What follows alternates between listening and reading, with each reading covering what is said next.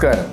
എല്ലാവർക്കും Ruby കൺസ്ട്രക്ഷൻ്റെ YouTube ചാനലിലേക്ക് സ്വാഗതം. ഇന്ന് നമ്മൾ ചർച്ച ചെയ്യുന്നത് കേരള ഗവൺമെൻറ് കെട്ടിട നിർമ്മാണവുമായി ബന്ധപ്പെട്ട് കൊണ്ടുവന്ന പുതിയ ഒരു നിയമത്തിനെ കുറിച്ച് പറയുന്നതിന് വേണ്ടിയിട്ടാണ്. നമ്മുടെ ഈ റൂബി കൺസ്ട്രക്ഷൻ്റെ യൂട്യൂബ് ചാനലിൽ ഇനിയും സബ്സ്ക്രൈബ് ചെയ്യുന്ന ആരെങ്കിലും ഉണ്ടെങ്കിൽ നമ്മുടെ ചാനൽ സബ്സ്ക്രൈബ് ചെയ്യുക, വീഡിയോസ് ഫുൾ കാണുക, കമൻറ്റ് ചെയ്യുക, ഷെയർ ചെയ്യുക. കേരള സംസ്ഥാനത്തിലെ പഞ്ചായത്ത്, മുനിസിപ്പാലിറ്റി കോർപ്പറേഷൻ എന്നിവിടങ്ങളിലെ ജീവനക്കാർ അനേകം പഴികേട്ട ഒരു സംഭവത്തിനാണ് ഇപ്പോൾ കേരള ഗവൺമെൻറ് ഒരു നിയമം കൊണ്ടുവന്നിരിക്കുന്നത്. ബഹുഭൂരിപക്ഷം ആൾക്കാരുടെയും ഒരു സ്വപ്നമാണ് വീട് എന്നുള്ളത്.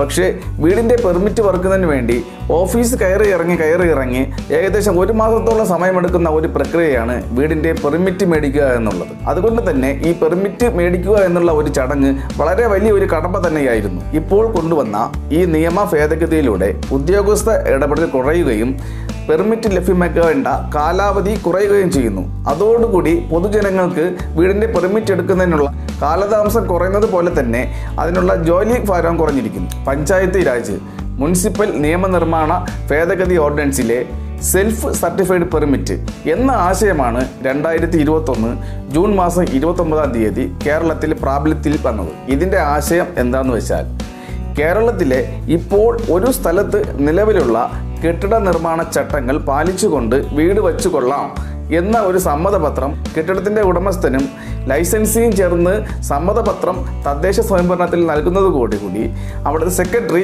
ഒരു 5 ദിവസത്തിനകത്ത് ഒരു അക്നോളജ്മെൻറ്റ് കൊടുക്കും.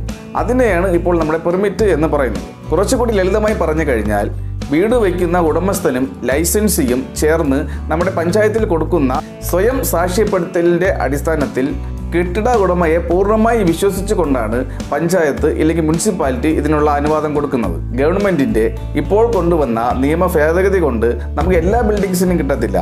സാധാരണയായി 80% വരുന്ന 3228 സ്ക്വയർ ഫീറ്റ് വരുന്ന സാധാരണ വീട്, അതായത് 2 നില വരെ പൊക്കം അഥവാ 7 മീറ്റർ വരെ പൊക്കമുള്ള സാധാരണ വീടുകൾക്കും 1076 സ്ക്വയർ ഫീറ്റ് വരുന്ന വാണിജ്യ സ്ഥാപനങ്ങൾ, കച്ചവട സ്ഥാപനങ്ങൾ, അതായത് കൊമേഴ്ഷ്യൽ ബിൽഡിങ്സിനും കൂടാതെ 2152 സ്ക്വയർ ഫീറ്റ് വരെയുള്ള സ്കൂൾ ബിൽഡിങ്സ്, മതപരമായ ബിൽഡിങ്സ്, വൃദ്ധസദനം അങ്ങനെയുള്ള ബിൽഡിങ്സിനുമാണ് ഈ സ്വയം സാക്ഷ്യപ്പെടുത്തിയ പെർമിറ്റിന് ഈ ഗവൺമെൻറ് അനുവാദം നൽകുന്നത്. അപ്പോൾ കെട്ടിടത്തിൻ്റെ ഉടമസ്ഥനും എംപാനൽഡ് ലൈസൻസും ചേർന്ന് നൽകുന്ന സ്വയം സാക്ഷ്യപ്പെടുത്തിയ പെർമിറ്റ് പഞ്ചായത്തിൽ സബ്മിറ്റ് ചെയ്യുന്നു. അപ്പോൾ 5 ദിവസത്തിനകത്ത് പഞ്ചായത്തിൻ്റെ സെക്രട്ടറി അതിൻ്റെ ഒരു അക്നോളജ്മെൻറ്റ് തരുന്നു. ഇതിന് എല്ലാം കൂടി 5 ദിവസമായിരിക്കും എടുക്കേണ്ട കാലാവധി എന്ന് ഗവൺമെൻറ് പറയുന്നുണ്ട്. അപ്പോൾ സെക്രട്ടറിയുടെ സാക്ഷ്യപത്രം കിട്ടിക്കഴിഞ്ഞാൽ നമുക്ക് വീട് പണി തുടങ്ങാം.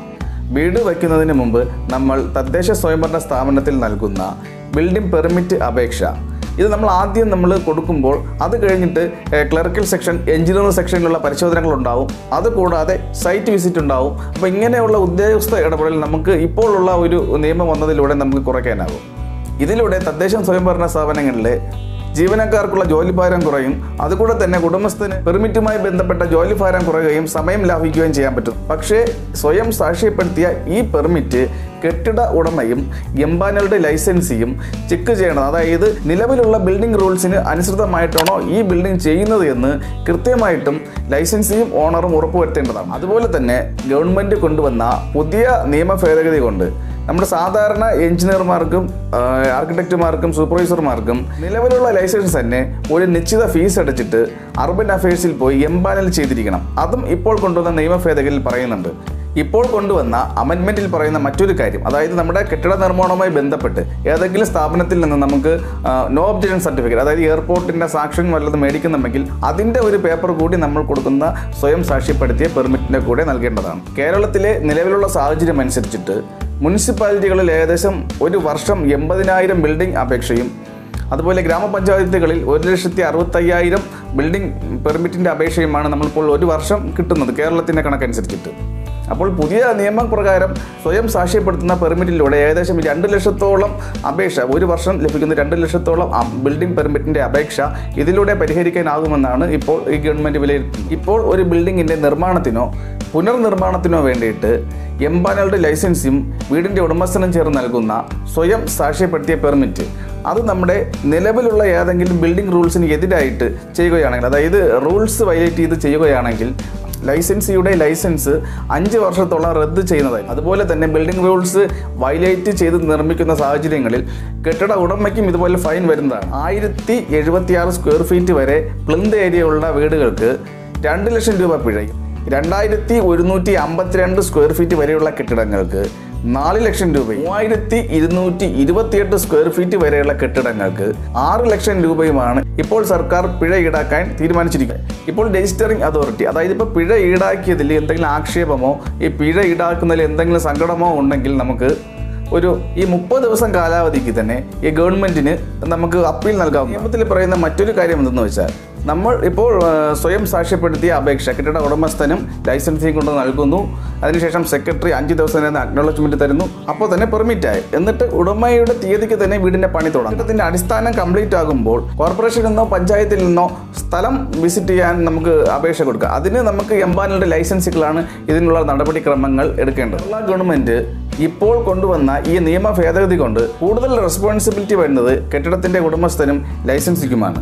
അതുകൊണ്ട് തന്നെ നിങ്ങൾ വീട് വെക്കുമ്പോൾ ഏത് പഞ്ചായത്തിലായിരുന്നാലും ഏത് മുനിസിപ്പാലിറ്റിയിലായിരുന്നാലും അവരവരുടെ അവരുടെ ആ പ്രദേശത്തുള്ള ബിൽഡിംഗ് റൂൾസ് പാലിച്ചുകൊണ്ട് തന്നെ വീട് നിർമ്മിക്കാൻ നോക്കുക. ഇല്ലെങ്കിൽ ചിലപ്പോൾ ഫൗണ്ടേഷൻ തീർന്നിട്ടായിരിക്കും സൈറ്റ് വിസിറ്റ് ചെയ്യാൻ വേണ്ടിയിട്ട് ആ പഞ്ചായത്തിൽ നിന്ന് ആൾ വരണം. ആ സമയത്ത് എന്തെങ്കിലും അനധികൃത നിർമ്മാണം നടന്നിട്ടുണ്ടെങ്കിൽ അത്രയും പൊളിച്ച് മാറ്റേണ്ടതായിട്ട് വരുന്നു. അതിനുള്ള എക്സ്പെൻസ് ചിലപ്പോൾ നമ്മൾ തന്നെ വഹിക്കേണ്ടതായിട്ട് വരുന്നുണ്ട്. അപ്പോൾ ഇങ്ങനെയുള്ളൊരു റിസ്ക് നമ്മളിതിൽ ഉള്ളത് കൊണ്ട് കറക്റ്റ് നിയമം തന്നെ പാലിച്ച് ചെയ്യേണ്ടതാണ്. അതുപോലെ തന്നെ വീടിൻ്റെ പ്ലാൻ തയ്യാറാക്കുമ്പോൾ അംഗീകൃത ലൈസൻസി, അവർക്ക് അതിനുള്ള എക്സ്പീരിയൻസ് ഉണ്ടോ, അങ്ങനെയുള്ള മതിയായ കാരണങ്ങളെല്ലാം തിരക്കിയതിന് ശേഷം മാത്രം പണി കൊടുക്കുക.